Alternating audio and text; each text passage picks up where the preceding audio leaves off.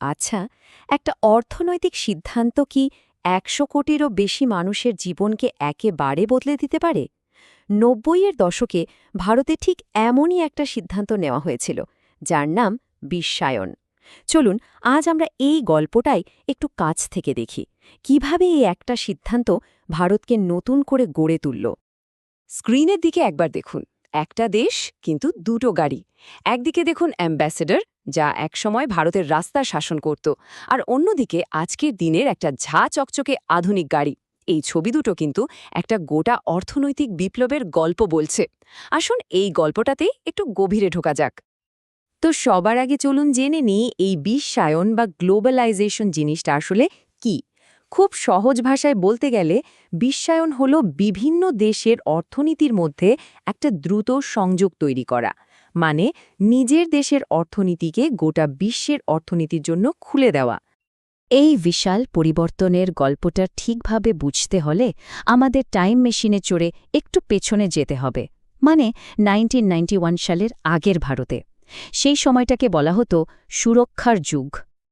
দেখুন, ১৯৯১ সালের আগে ভারতের নীতি ছিল একদম অন্তর্মুখী, মানে সোজা কথায় দেশের জিনিস দেশেই তৈরি হবে, আর বাইরের দেশের কোম্পানিদের সাথে প্রতিযোগিতার কোনো ব্যাপারই থাকবে না। সরকার চাইতো দেশীয় শিল্পগুলোকে সব রকমভাবে আগলে রাখতে।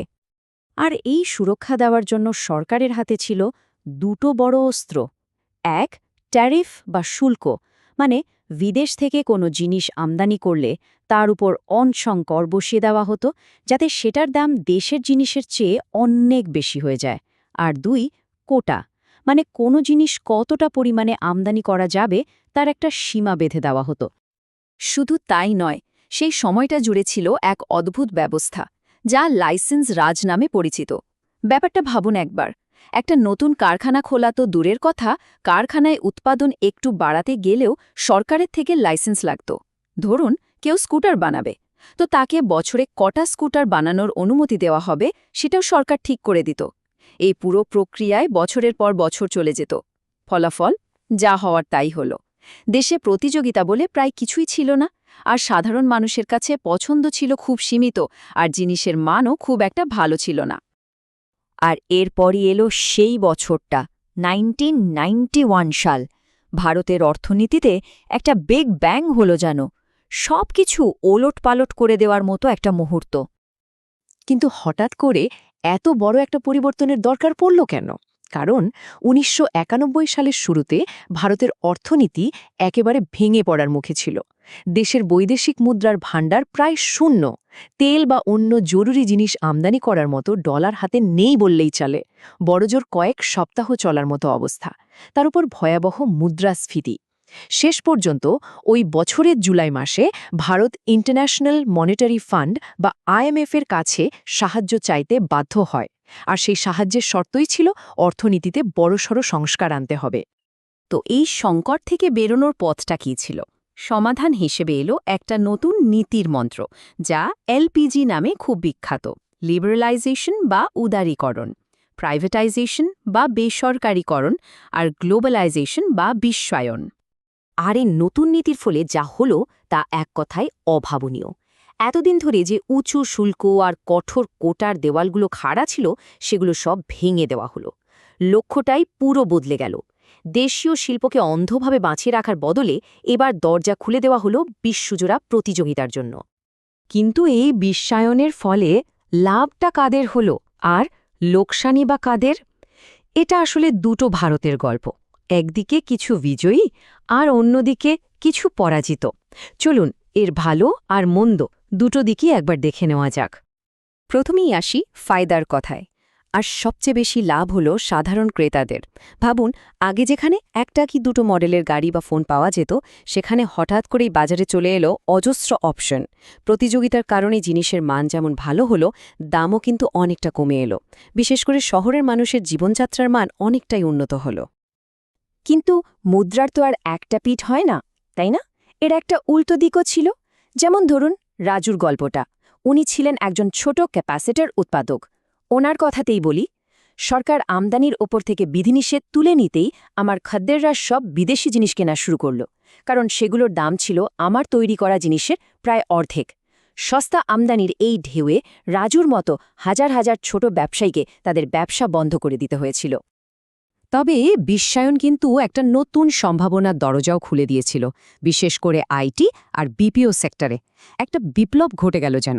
লক্ষ লক্ষ নতুন চাকরি তৈরি হলো ইংরেজি জানা দক্ষ ছেলেমেয়েদের জন্য। ভারত হয়ে উঠল সফটওয়্যার আর বিজনেস প্রসেস আউটসোর্সিংয়ের একটা গ্লোবাল হাব। আর এর হাত ধরেই জন্ম নিল এক নতুন সমৃদ্ধ মধ্যবিত্ত শ্রেণী। কিন্তু এই ঝাঁচকচকে আইটি সেক্টরের ঠিক উল্টো দিকে ছিল সুশীলার মতো কর্মীদের গল্প। উনি একজন পোশাক কারখানার কর্মী। ওনার অভিজ্ঞতাটা শুনুন। শ্রমিকদের চাকরি এখন আর আগের মতো নিরাপদ নেই। আমি আগে স্থায়ী কর্মী ছিলাম, এখন অস্থায়ী কর্মী হিসাবে কাজ করি, আর আমার আয়ও আগের থেকে অর্ধেক হয়ে গেছে। বিশ্বায়নের ফলে অনেক কারখানাতেই এমন অস্থায়ী আর অসুরক্ষিত কাজের সংখ্যা বাড়তে শুরু করে। শুধু যে বিদেশি কোম্পানি ভারতে এসেছে তা কিন্তু নয়, উল্টোটাও হয়েছে। বিশ্বায়নের হাত ধরে ভারতের বড় বড় কোম্পানিগুলো বিশ্বমঞ্চে পা রেখেছে।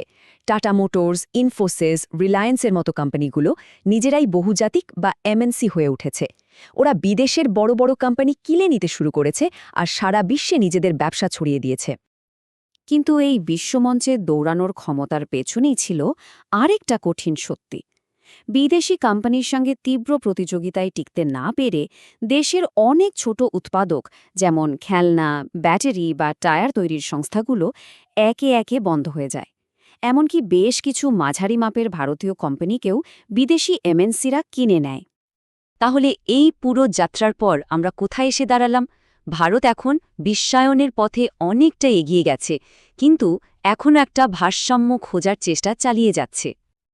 আচ্ছা, অনেক তো গল্প হলো, এবার চলুন একটু ডেটা দেখি। এই চার্টটা দেখুন, এটা কিন্তু একটা দারুণ জিনিস দেখাচ্ছে। ১৯৯১-এর আগে ভারতের গড় জিডিপি বৃদ্ধির হার ছিল প্রায় ৪% আশেপাশে, আর বিশ্বায়নের পর একটা সময় সেটা পৌঁছে গিয়েছিল প্রায় ৯.৭%, মানে প্রায় দ্বিগুণেরও বেশি।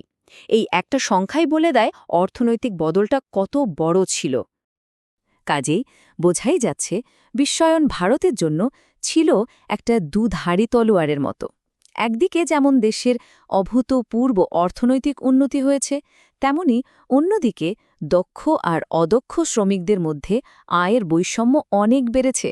একদিকে সাধারণ মানুষ হিসেবে আমাদের হাতে অনেক পছন্দ এসেছে, প্রযুক্তির সুবিধে পেয়েছে, আবার অন্যদিকে ছোট উৎপাদক আর শ্রমিকদের ওপর চাপ বেড়েছে, চাকরির নিরাপত্তা কমেছে। আজ ভারত নিঃসন্দেহে বিশ্বের দরবারে একটা বড় শক্তি, কিন্তু আসল চ্যালেঞ্জটা রয়ে আছে, আর সেটা হলো বিশ্বায়নের এই সুফল কিভাবে সমাজের সব স্তরের মানুষের কাছে সমানভাবে পৌঁছে দেওয়া যায়। কিভাবে নিশ্চিত করা যায় যে এর উপকার শুধু কিছু মানুষের মধ্যে সীমাবদ্ধ না থেকে সবার কাছে পৌঁছাবে। আর এই প্রশ্নের উত্তরের মধ্যে কিন্তু লুকিয়ে আছে ভারতের আসল ভবিষ্যৎ।